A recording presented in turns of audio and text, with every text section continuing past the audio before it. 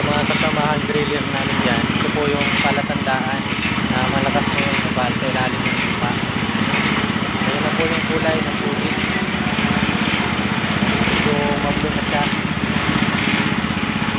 Pinapalaki na po namin yan. Nag-ising kasi po nito 4 kaya yung talim namin dito 5 inch diameter. Pinapalaki na namin yan. Nung nabutas po namin yung matigas na bato, bigla po siyang bumulusok sa ilalim, mga 2 feet. Tapos yung return namin nawala, biglang nawala yung return namin.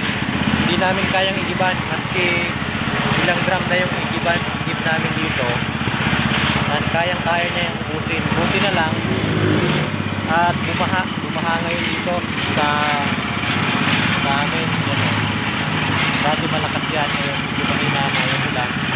Ang ginawa ko dito, yan, sinarangan ko yung daanan ng tubig.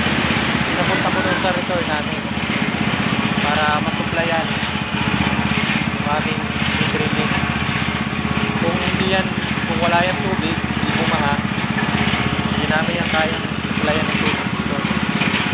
Dahil malakas na yung tubig sa ilalim ng lupa, madaling maubos yung ginagamit namin ng return.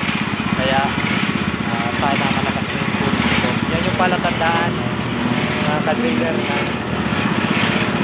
na malakas yung tubig sa ilalim ng lupa. Kapag napalaki namin yan, mag-test na kami.